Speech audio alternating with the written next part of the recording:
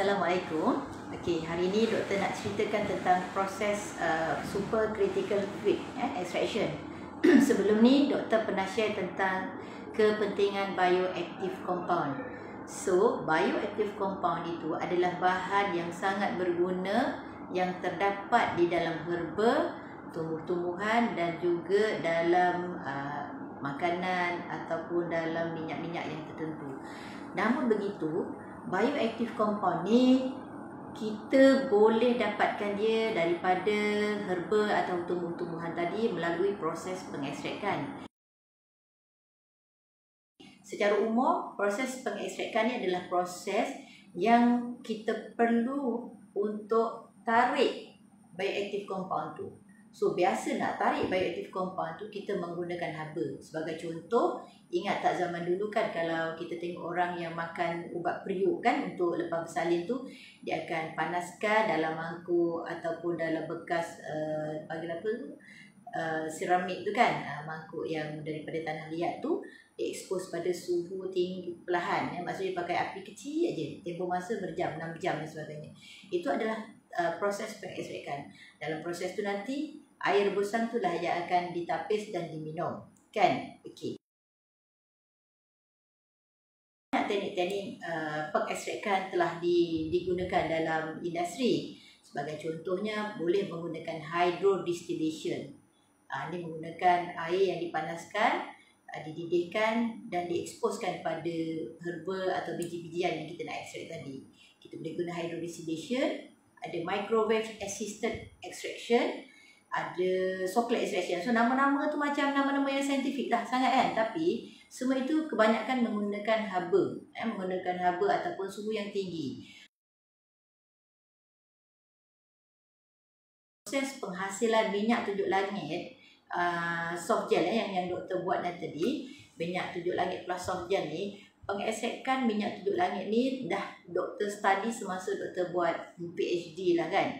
So dalam study ni kita menggunakan supercritical fluid extraction di mana kita hanya menggunakan teknologi, menggunakan parameter ataupun dia punya bahan utama, driving force tu adalah tekanan tinggi. Kombinasi tekanan tinggi dan juga suhu rendah. Dalam keadaan dalam vessel extraction tu, ini saintifik sikit. Dalam keadaan vessel extraction tu, apa yang kita eksposkan adalah biji yang dah kita keringkan dan kita grind tadi, kita akan eksposkan dia pada suhu yang tinggi dan tekanan rendah. Tapi bukan direct macam tu. Kita terpaksa menggunakan gas karbon dioksida. Kerana apa? Dalam proses tersebut, gas karbon dioksida yang berbentuk separa liquid dan bersifat gas dengan kombinasi suhu dia tadi mampu untuk pass through the vessel. Maksudnya mampu untuk melalui vessel tadi dan melalui celah-celah metrik partikel-partikel ataupun serbuk-serbuk halus tujuk langit yang kita dah blend tadi. Jadi dengan keupayaan gas karbon dioksida dalam bentuk bersifat separa cecair dan separa gas itu yang melalui biji-biji serbuk yang kita dah haluskan tadi, dia akan mampu untuk menarik keluar semua minyak dan bioactive compound yang terdapat dalam biji tunjuk langit di dalam vessel tu. Apabila keadaan ini dibenarkan berlaku dengan izin proses tadi, maka minyak tu akan diangkut keluar dalam sistem vessel tu, diangkut keluar dengan pressure tadi pergi kepada container ataupun bahagian untuk collection vessel.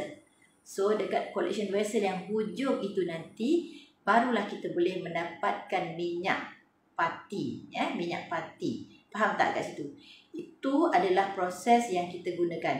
Nak dapat condition si gas karbon dioksida ini, kita kena perlukan kombinasi suhu dia yang rendah dengan tekanan yang tinggi. Kalau dia tak capai dia punya tu yang namanya critical condition, tak capai dia punya supercritical condition, maka tekanan tadi dan suhu tadi tidak mampu untuk menarik bioactive compound yang terdapat di dalam minyak.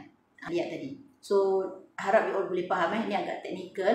Doktor nak bagi tahu bahawa condition nak keluarkan minyak tadi daripada vessel yang kita ekstrak itu pun memerlukan pemahaman tentang konsep tekanan berapa, suhu berapa untuk pastikan gas karbon dioksida itu melakukan kerja dia. So untuk kali ini aja untuk pemahaman bahawa mewujudkan condition atau keadaan super kritikal bagi gas karbon dioksida bukannya satu perkara yang kita boleh main-main tau. Tapi yang paling bagus sekali, keadaan suhu dia sangat rendah dan tekanan dia tinggi untuk mencapai super critical carbon dioksida punya condition. So mana satu kita nak pilih? Kita nak pilih suhu yang di bawah 40 darjah Celsius ataupun kita nak pilih suhu di atas 1000 darjah Celsius? You all pun boleh jawab. Bila suhu terlalu tinggi, tak payah 1000, 100, 80 pun bioactive compound dah akan terurai, dah tak dapat dikekalkan. That's why kita pilih gas karbon dioksida sebagai bahan untuk mengeluarkan bioactive compound daripada biji tunjuk langit ini. Doktor nak tambah lagi. Okey. Tadi doktor dah cakap bahawa perbandingan gas karbon dioksida dan juga air kalau kita nak gunakan sebagai bahan untuk extraction. So sekarang ni apakah perbandingan ataupun keistimewaan super critical extraction ni dengan method extraction yang lain kan? Doktor dah kata tadi ada high distillation, ada Socklet extraction kan, dan ada microwave assisted extraction kan. So yang pertama, proses supercritical extraction menggunakan gas karbon dioksida ni, yang pertama, gas karbon dioksida itu bukan gas yang beracun. Dia adalah gas yang selamat. Lepas you proses kan, gas karbon dioksida tu takkan disimpan dekat mana-mana, dia akan lenyap dekat udara biasa. Itu pertama, tak ada kesan keracunan. Pertama. Kedua, melalui proses supercritical juga, kita tidak menggunakan sebarang bahan seperti etanol atau metanol, bahan kimia lah, bahan kimia yang berbahaya itu sebagai bahan untuk membantu proses pengekstrakan. Sebab suhu tinggi tadi, sebab tekanan tinggi tadi telah berupaya menjadi driving force untuk mengeluarkan minyak. So kita tak perlulah etanol, kita tak perlukan metanol, dapat tak? Dah dua.